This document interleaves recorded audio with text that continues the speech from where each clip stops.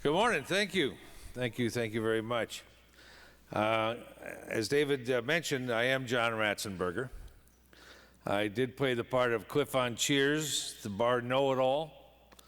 And so anybody has a question, go ahead, ask me anything right now.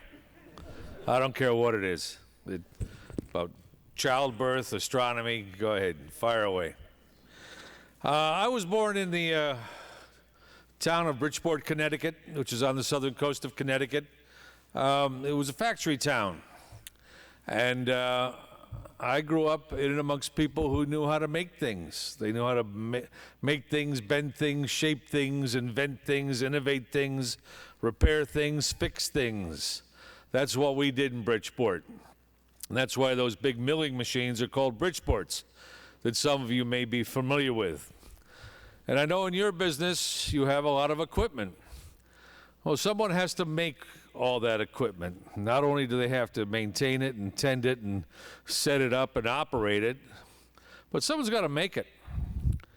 And when I was doing my show Made in America, I realized we're running out of those people. We're literally running out of people who know how to make things, who know how to take a hunk of metal or a piece of wood and shape it into something else that we can use to power our industries. You know, I always said that if America was Popeye, then industry is our spinach. That's what the true strength of America is. America is the collection of people who know how to do things. We always have. That's what won World War II for us. If 8, 10 guys were standing around a Jeep and the Jeep broke down, well, most of them knew how to fix it. And now, sadly, that's not true. Most of them don't even have driver's licenses now. And I got this from one of the heads of Fort Lewis, which is up in Washington State, and it's a logistics base. So they're in charge of getting supplies to the battle. And I was told there that almost 100% don't have any mechanical abilities whatsoever. And that's the state we're in now. The average age is 58 years old. And I discovered that when I was doing my show Made in America, traveling around the country, went to over 300 factories, manufacturers, and there's an awful lot of gray hairs there. I was very flattered because I was a gray hair, still am. And I looked around and said, oh, great. And then I realized, wait a minute, there's no young people here. There's no people coming up and learning these skills. And I started wondering why. And then I realized that it dawned on me that it was my fault. Because I helped build a stage at Woodstock. See, I was a traveling carpenter before I became an actor. I was a journeyman up in New England. Pounded nails here and there, and I just happened to be in that area when somebody said, hey, there's some jobs going down the road, some kind of music thing. I said, yeah, okay. So I stood in line with a bunch of other ne'er-do-wells, a bunch of other long hairs, and they gave me a tractor to drive, and also they were happy I had carpentry skills, and I knew what I was doing with a hammer, and they set me to work building the stage. Now, if I knew the damage that was going to be caused by the Woodstock Generation, I would have rigged that stage to collapse on the spot. What a mess. Even then I remember thinking, boy, we're in real trouble. When these people take over and run the legal system, the political system, the media, the educational system, we're in deep, deep trouble. And guess what? Here we are. We've made it. We have people running things that have never done anything.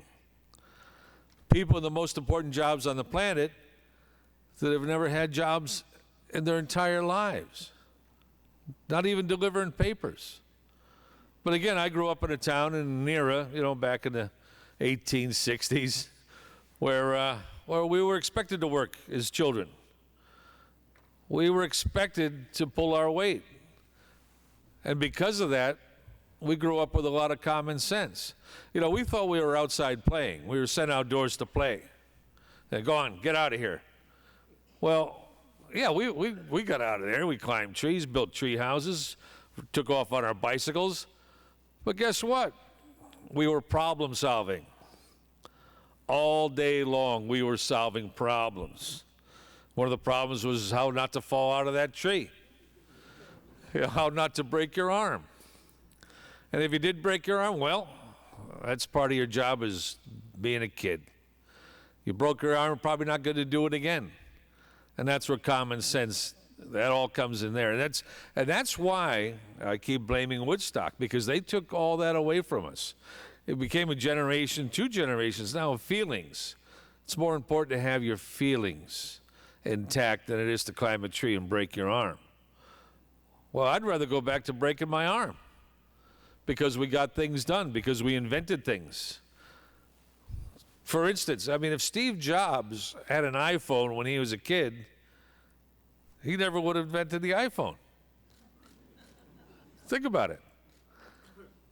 And I was told, too, that towards the end of his life, that dawned on him and he regretted it. Because every innovator, every single one, start with Leonardo da Vinci. These were people who were left to their own devices as children. Leonardo da Vinci was an illegitimate child, grew up on a farm. Copernicus, Gutenberg, Benjamin Franklin, Thomas Edison, Steve Jobs, like I said, they were all children who tinkered. They all didn't have any adult interruptions in their lives. They were just set free, go do, get out of my way, and they did. But you're exploring all the time. Now we have things like the concept of play dates. And we're all guilty of it. I mean, when I first heard of it, when my kids were young, I said, play what? What? Just send them outside. Because I was the kind of father, you know, when my kid's 3, 4 years old, he said, Dad, can we get a swimming pool? Can we get a swimming pool? I said, sure, yeah, okay. I went to the garage, got a shovel, dug a hole, got the garden hose, put it in there, turned it on, and said, here's your swimming pool.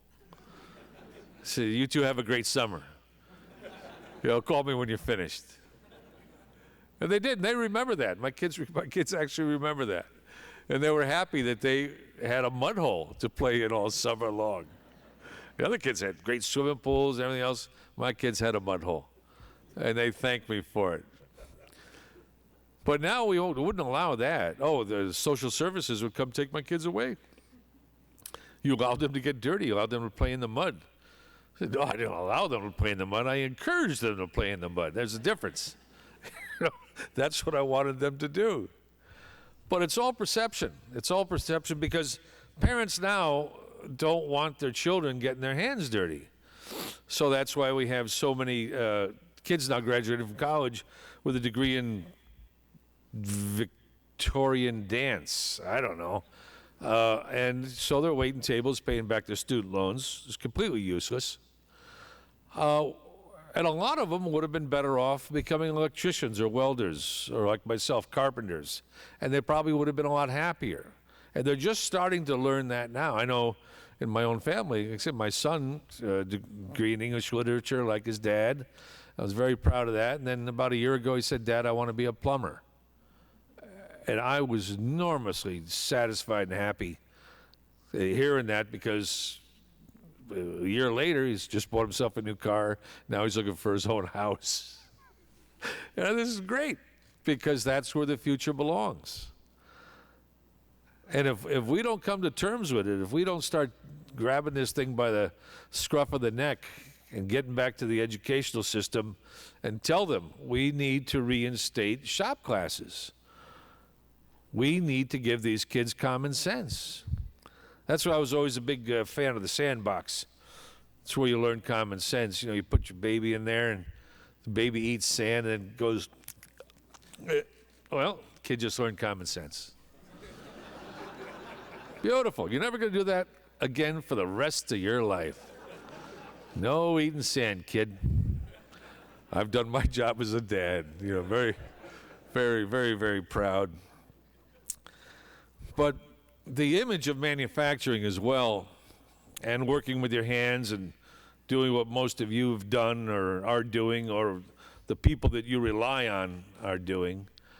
When you get to high school, what guidance counselor is going to say, yeah, become a welder? None. There's nobody out there. But at one time, that was a very honorable, a very rewarding profession. Now you can make, as most of you know, you can make six figures as a welder now because there's so few of them out there. And we rely on them. That's who we are as a nation. When we were an agrarian society, when the founding fathers put together our great country, and again, I do this because I love this great country, and I see it disappearing, and when this finally comes around, when all those people retire that are doing this work, and we have no one, that's really going to bite us in the keister. But that's why I do this. That's why I travel the country. Because I feel like Paul Revere. Maybe it's growing up in New England. I wanted to be Paul Revere. But the founding fathers, they came off of farms. They were agrarian. Now, they could have been attorneys and doctors and everything else.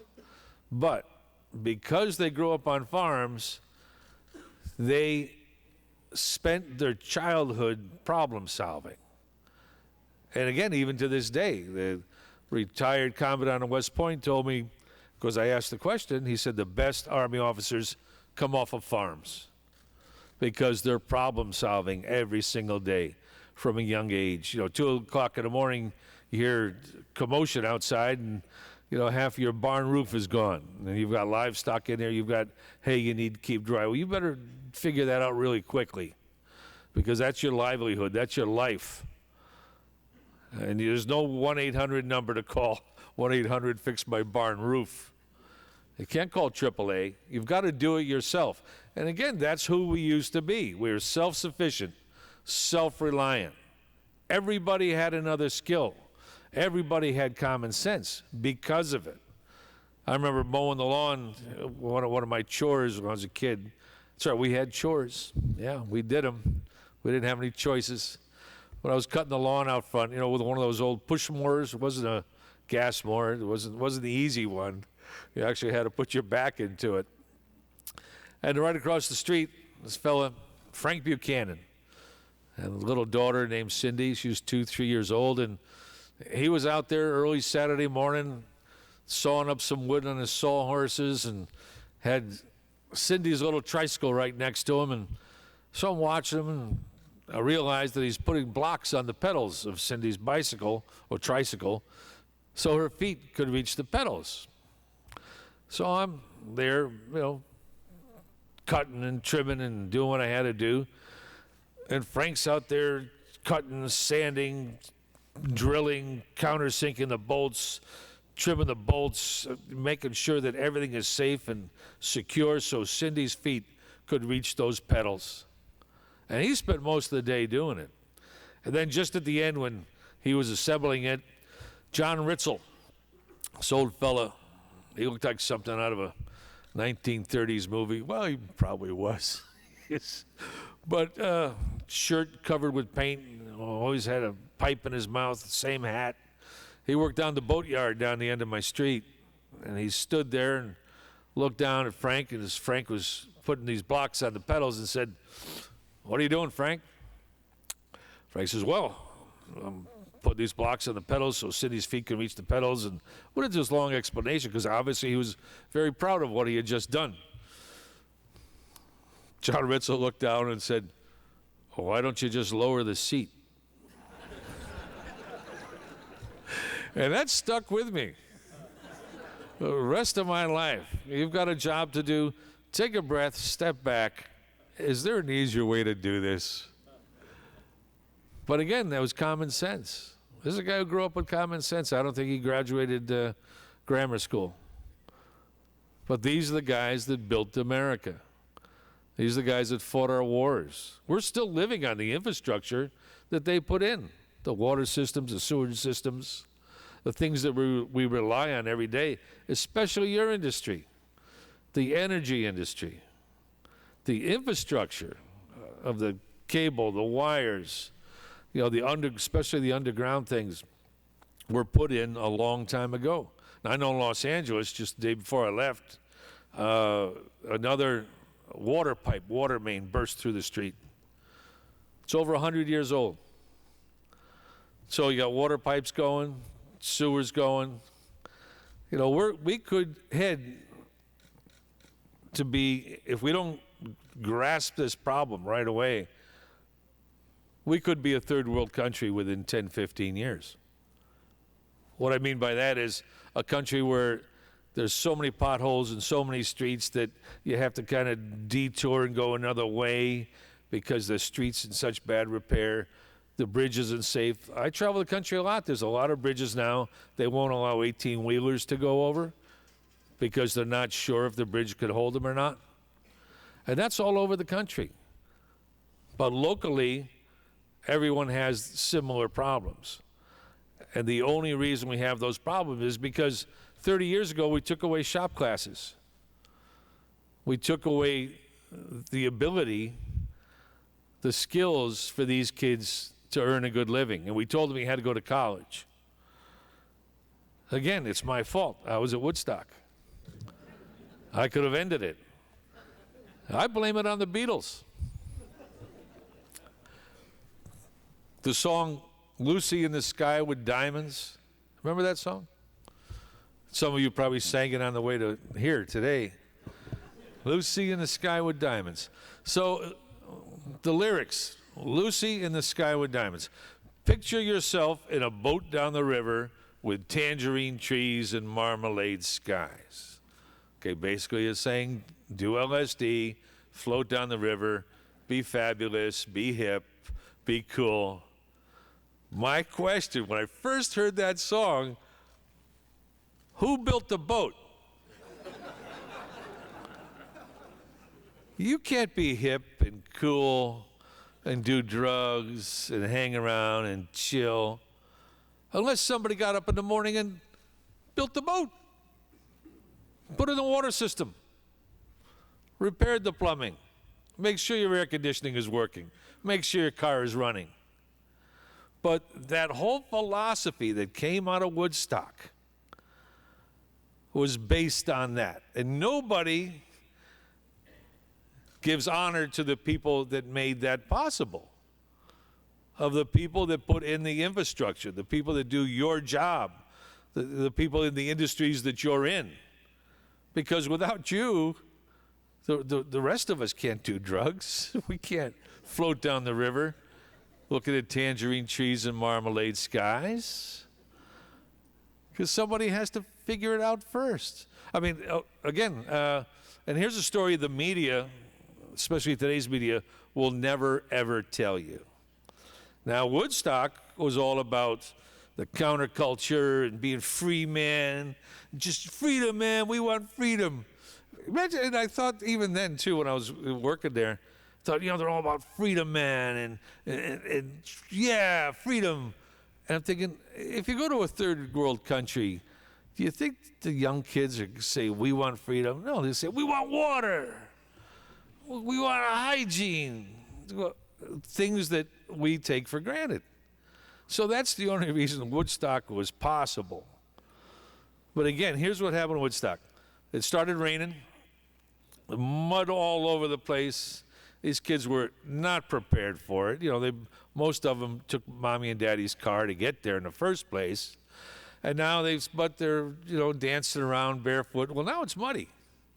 And now they're cutting their feet. No, geez, there's not enough medical care. There's not enough food. There's not enough porta potties. There's not enough water. It was a mess. And it would have turned into another Donner Party. And then, except that I remember hearing in the distance this, whoop, whoop, whoop, whoop, whoop, whoop, whoop. Wait, that sounds pretty good. Whoop, whoop, whoop, whoop, whoop, whoop. And it was helicopters. It was the National Guard bringing food, water, medical care, porta potties. I know, because I was the guy in the tractor hauling the stuff to where it needed to be. So if it weren't for the National Guard, Woodstock would have been a disaster. The National Guard saved Woodstock, saved that whole generation. But all the philosophies now that we have to suffer with, like lack of skilled labor force, came out of Woodstock. It was all more about your feelings and how you feel, the entitlement issue. Anybody here in HR knows that well, that you've got people, and I've heard this time and again, variations on this story. Somebody will come in for a job but say, you know, I would really like to work here, but I need Wednesday afternoons off because that's when I get my hair done. Now, I've heard variations of that story all over the country. One guy is CEO of a company, hired a kid who was there for 3 days, and he had to fire him. And I said, what'd you fire him for? So, well, he wouldn't work our process. He didn't want to work in a team. He didn't want to sit in a cubicle. He wanted the big office in the corner. So I basically had to fire him. And then he said on the fourth day, the next day, the kid came back with his mother. And the mother said, you have to apologize to my son because you hurt his self-esteem.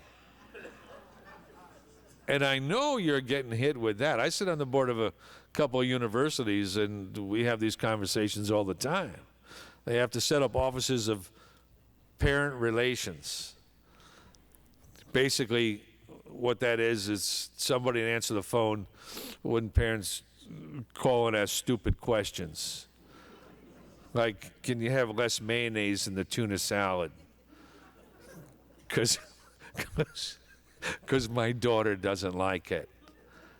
Now, they call the president of the university for that. I know it's ridiculous, but it exists out there. But again, we did it to ourselves. And again, I swear it came out of Woodstock. And once again, I want to apologize for it. Because it is my fault. And I know that you maybe down here in the South, you get a little bit more common sense than we do up north. But that thing of a kid comes out and tries out for Little League, wants to play baseball, and you're guaranteed a uniform, and you're guaranteed that you're going to play, and you get a trophy for participating. When did that start? Who's the idiot that thought that up and thought this is a great idea? Let's get the kids trophies for doing absolutely nothing. I feel like I was such an advantage as a kid when I was 8 years old, and you tried out for Little League, and the coach came up and said, "Oh, Ratzenberger, you really stink. You better go find something else to do." Oh, he did me a favor, really, because at 8 years old, I had to figure out a way to get through an emotional crisis. At 8 years old, I had to figure it out myself. Well, as it turns out, I practiced more and tried out again and finally made it. Right field, of course. but I made it. And next year I was first base, and all was well and good in the world. But I could have said, you know what, maybe I should learn how to play the cello, or be an astronomer, or other things I was interested in, being a fisherman, or building boats, like I always wanted to do. Yeah, that was the other thing, too. As kids, again, after a hurricane, a boat blew up on shore, this old rowboat, old wooden scow, and we dragged it up into my backyard, and all the kids got together, and we were pounding away, for a month or two, fixing it, finding pieces of wood here, a little bit of paint there. Oh, it was a mess. But we put it back in the water, and a couple of mismatched oars, and we were out there. We were a mile out at sea. We'd row out there, and a bunch of us in a boat, and we'd play king of the boat. Just see who the last guy in the boat was. So here we are, 10, 11 years old, throwing each other out of a boat out at sea.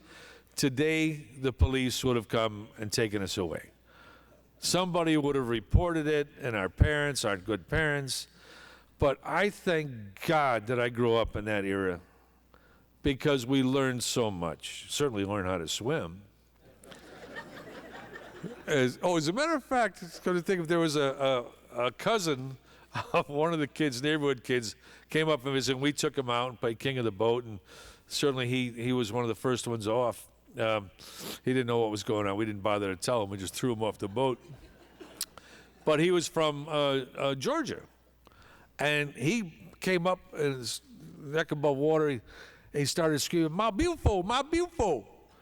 Now, we're all Northerners. We've never heard of a bufo. So now we're standing in the boat discussing this.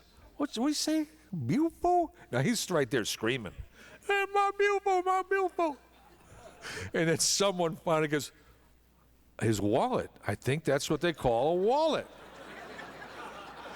So we got him back in the boat, but it was just what we did. I mean, when you're making these racers that go down the hill, and says, "Well, I know where I can get some wheels," and you found out he took it off his sister's baby carriage, and figure some axles, and then you figure out how to put the axles up on a 2x4 and make the 2x4 swivel, put some ropes so you can steer it, got sort of a brake that you hope worked, and you might have a box that you cut off one end, that's your seat.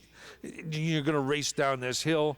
But we also added things, like somebody went home and got their father's lighter fluid from a Zippo and saturated the back of the hot rod, put a match to it just as you set off down the hill.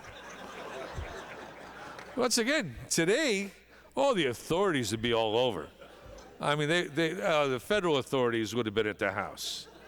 My mother and father would have come out in handcuffs. But again, there was a time where they just said, "Go, get out of here, go play, go, get out of here." And again, what an advantage that was. They weren't hovering over us. They weren't organizing things. They weren't saying things like, "Well, we're not going to keep score because it'll hurt the other side's feelings." What are we thinking? But this all plays into the same thing, because we don't want our children using tools because they might hurt themselves.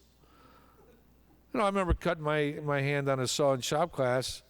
My father laughed at me. He said, "Well, keep your finger away from the saw blade, you knucklehead." There's the lesson. Never did it again in the rest of my life. But we've taken that away from our kids. Think about it. The video games, certainly. Like I said, Steve Jobs wouldn't be Steve Jobs if he had a video game to play with. But somehow we have to get kids back to tinkering. That joy of spending 6 months in an old refrigerator box, or the box that the washing machine came in.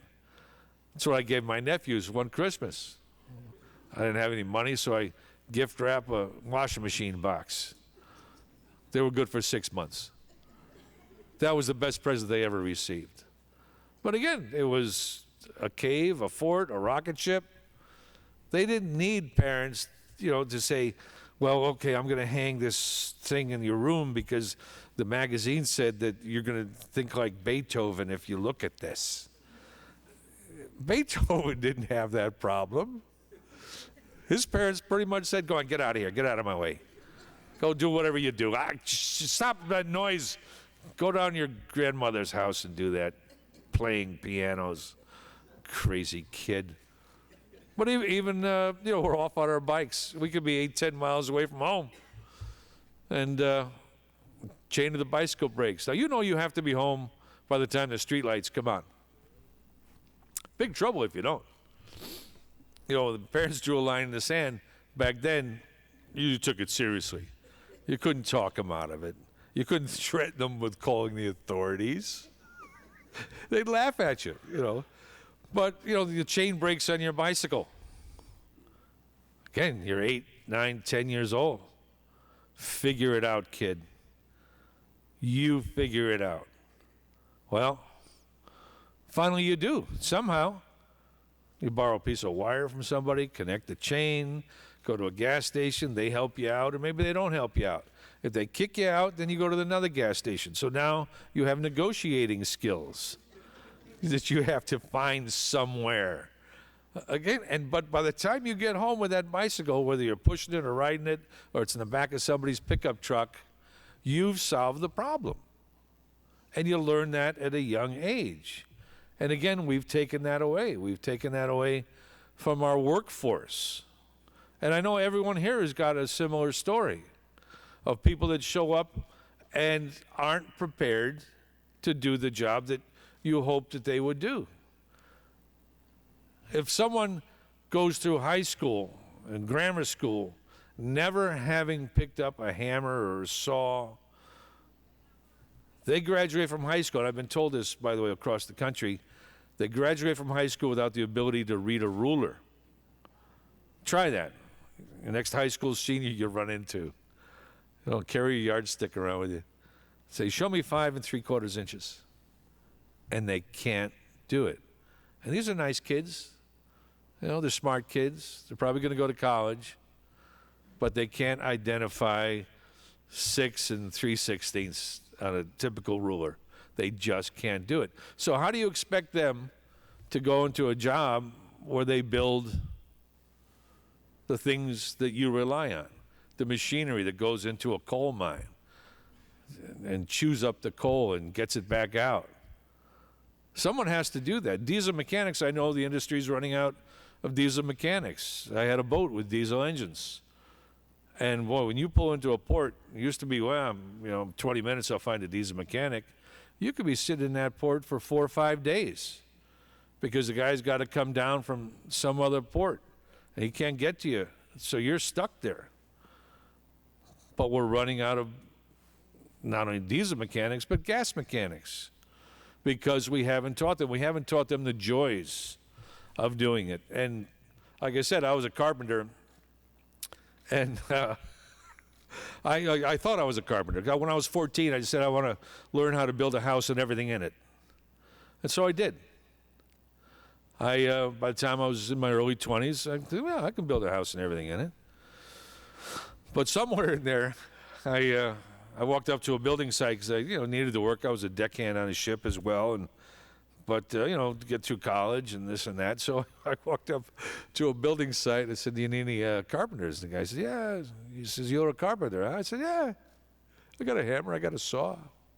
What else do I need?" The big Italian guy, E.T. Teo Perini. If any of you know him, give him my regards because he's changed my life. And he says, "All right, carpenter, come, I'll show you." So Monday morning I show up with all my tools. I thought I was rocking. I'm going to be swinging a hammer with all these guys. I was out in the back. I was building an apartment building, 3 or 4 stories. And there was a big stretch of mud, a little bit longer than the width of this room. And over here was a big pile of 2x12s, joists. 10, 12 feet long, some of them 8 feet long, certainly. He says, "Move this to there." Yeah, all right. No big deal. It looks like it'd take me a day, maybe 3, judging by the size of the pile and all the mud. And the ice was coming too because it was starting to snow. I can do it. So I started doing it, but then I realized that when the new deliveries came, the sheets of plywood and other joists and cement blocks, he had them drop it off over there. And I was standing there, the heck, why did he just have them drop it over? Doesn't he know that? And then it dawned on me. He's trying to see what I'm made of. He wants to see if he can wear me down. So, oh no, I'm stubborn Polish-Hungarian kid, snaggle-toothed kid from an industrial town. So, all right, I kept on doing it. I was out there for 3 months, every single day, putting this stuff in another pile. I thought, well, it's like going to the gym and they're paying you for it. I got in great shape. So it was just into April, end of March, April. He says, "All right, come on. Come, carpenter, I'll show you how to hold a hammer." Now, I thought I knew how to hold a hammer, but I didn't. Because I was holding it the wrong way. He showed me how to hold a hammer so I could hammer all day long without getting tired. You wouldn't even feel it. It wouldn't even feel like you're holding a hammer. I said, wow, that's pretty cool. So I was hammering. I thought, great, now I'm going to sit down. Remember first day sitting down at lunch with the other guys? They all got up and walked away. I thought, what the? Oh, for whatever reason, maybe because a couple of them are French-Canadian. Maybe it's a different custom. I don't know.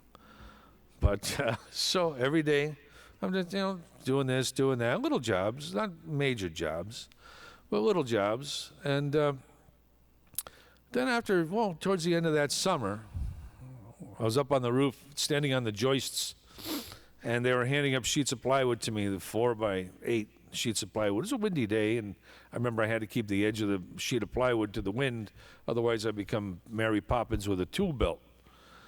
And I'm handing it down to the guy at the next floor down below me, and handing it up, handing it down, handing it up. And I looked down, and the guy was gone that I was handing to. What the heck? That's crazy. And I look around, and this guy was gone. Then all of a sudden, I feel at my feet, and I heard Corky and Dana, French-Canadian carpenters, were nailing my shoes into the joists. And then they all went off to lunch, laughing. I can see them getting in their cars. I'm on the roof like this. And they go, hey, we'll bring you back a sandwich. So I got rid of this sheet of plywood, and I cut off the laces with my Stanley knife, and worked my way out of the boots, spent the rest of that lunchtime pulling my boots out of the joists.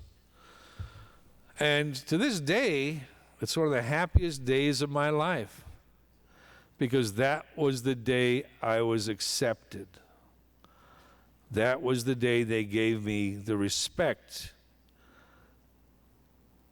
that I was a carpenter. That was the day I might probably never be their equal. These were master carpenters. But that's the day they let me on board. I'll never, ever forget it. It was certainly much better than, 5 years old getting a diploma for kindergarten graduation. That's the other thing. Who came up with that? I just can't figure that out. But anyway, so I just want to leave you with that. And that's with my foundation too.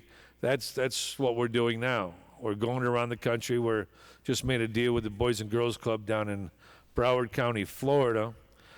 So when the kids come in after school, we have shop classes. We're giving them skills. They can certainly go on to be tap dance instructors for all I care, but at least we're giving them skills at a young age. And we have a film that different states are showing to all the kids in grammar school and high school, so that the perception is changed about working with their hands, because everyone's told them not to, or no, you have to go to college and get a degree and end up waiting tables. So I just want to leave you with that thought. The best thing that we could do for our kids is nail them to the roof. Thank you.